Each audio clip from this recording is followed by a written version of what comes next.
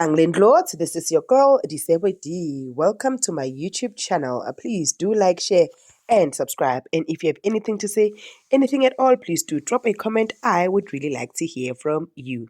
My landlords, we are back with Utando Nestembu, and we are going to talk about the session that the wives had, right?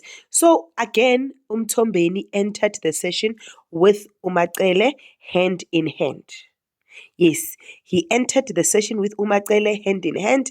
Babambene kahle, bangena as a couple.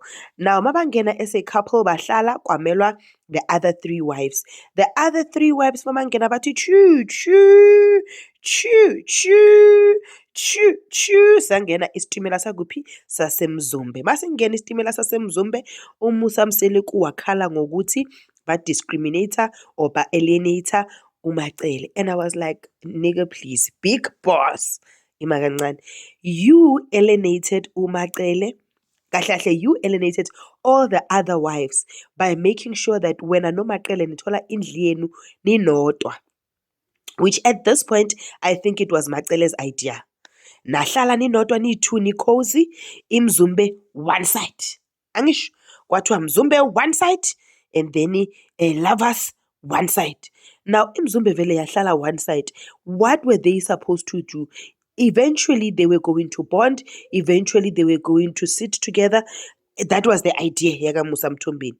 Mangithi ngibhekile mina. He wanted the other wives to bond and Umacele to be alienated because Umacele is the one that is supporting Lesthembu. Hence, Umacele futhi becomes an scapegoat for uMusa Mseleko. uMusa Mseleko makakhuluma manga, ukhuluma manga ufaka bani?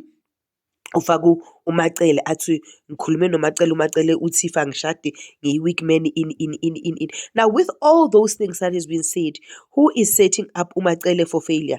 uMusa Mthombeni. But uMusa akaboni. He thinks ukuthi the other wives are supposed to accommodate Umacele. Bayenzeni? Baphume endlini yabo le babekwe kuyo balandele Umacele eceleni special. Hayi ngeke guys, uMusa akayicabanganga le ayihlokanga kahle. Hayi singene isitimela sasemzumbe athi ugele yena bekathi uzoshaya enye inhliziyo beyithi asuke mama shaya amadrum athi tu wenzani kanjalo udonsa iskempu for who? For uMakhumalo. Are mara inhliziyo enye yathi no, don't do it, sit down, that is not you. Vele wasitha down ugele, didn't do it, that is not her. But Umacele at this point, she does not see ukuthi uMusa is playing with her in a sense because they are in perfect terms. Akasaseyi furniture because she was said to be furniture. Now she's no longer furniture because she is in support of the other wife. And I low-key believe that she is in support of the other wife because that other wife was pregnant and Khumalo could not be pregnant. That is now me thinking. And I hope Uti it was not that spiteful. It's just us trying to think Uti, can it happen? My apologies, my kids, when I have the phone in my hand, they come rushing in. But mina I blame uMusa, right? And I blame uMusa in kule ndaba yokuthi uMusa akamcabangeli uMacele, akacabangeli uMacele's well-being, akacabangeli ukuthi uMacele uziva kanjani. Girl is already eating to cope with this whole polygamy thing. She's already using food as a coping mechanism. And now he's just making things worse, according to me, for uMacele. But with that said, they had a session. And in that session, it was revealed ukuthi uMakhwela is getting paid for being uMrs Mseleko. The other girls were furious. The other wives, rather, were furious. And they did not understand ukuthi usho ukuthini kahle kahle. What are you saying? And in all that, uMacele uye wakhomenta ukuthi yena naye wayekiswa umsebenzi waholelwa and then yena ekuyekiseni umsebenzi bekuthiwa usebenza uzoncedisa kumabhizinisi, which we all know ukuthi uMakhumalo ended up assisting and she was doing a good job, which ended up making ugirl ukuthi ayeke angasabi lapho because was disturbed by this one. But ama-ladies awekho happy. They are all in agreement ukuthi laba bathandwayo yibo laba abayekisa umsebenzi. Because why? uMusa had to explain that lapho la bahleli khona easily to say I've got insecurities and therefore I want her to be close to me and but not our Mtombeni. He had to go southwest in and make it seem like he's being misunderstood and make it seem like he's being attacked simply because he could not say I have insecurities and I want a wife that I marry to stay close to me so that I know which I'm comfortable. But over and above, you guys have problems with sharing days rather. As it is. Imagine if if this wife of mine would come back once a month.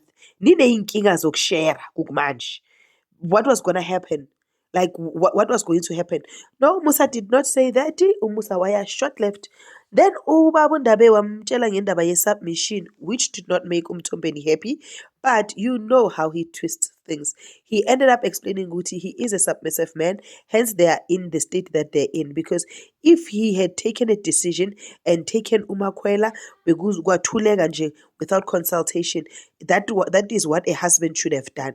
But because he consulted the wives, he is stuck in such a positions where he is in unnecessary counseling sessions, where he is busy being controlled by the wives and trying to build this unity again, and but that shows ukuthi he is submissive.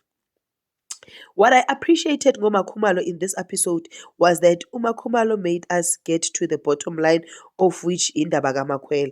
Was wathi guys angeke silokho sithi kunento emnyango kunento why singayikhulumi le nto emnyango. Hayi buzani u-Earthly King umfazi ka-Earthly King wathi-ke why angayisho straight indaba ayisho straight kanjani because u-Earthly King is not also saying it straight. He keeps on saying it in metaphors, and then if uMakhumalo says it straight kuyoba ngathi futhi uMakhumalo unenkinga noMakhwela. uMakhumalo akanankinga noMakhwela uthe mthathe unkosikazi wakho mara mina ungangifaki ngoba angifuni ukufaka isandla mina according to my understanding. But with that said, I feel sorry for uMakhwela because already ungena sekuna le fuchu and literally ingathi they are already bonding. So it means ukuthi uzosala nalo mama lo uMacele and akamazi ukuthi uMacele uyajikelana. Angazi ukuthi bekangawabukela ama-episode la uMacele wajikela uMakhumalo watshela uMakhumalo nge-20 years le 20 years esemhlulile manje ukuthi I-uphold maka welcome uMakhwela, which we now know ukuthi uGirl was lobola in 2023, like a long time ago, and uMthombeni was not well, and uGirl orchestrated all this, meaning ukuthi uGirl into ebhedayo uMthombeni ayivumayo uyayiphusha simply because ufuna ukuba on the good books zendoda yakhe. Yo guys, shadana sinamona, but ke ungakhohlwa to like, share and subscribe and tell me what you think about that episode. This is your girl Disebo D. I love you. Peace. Bye.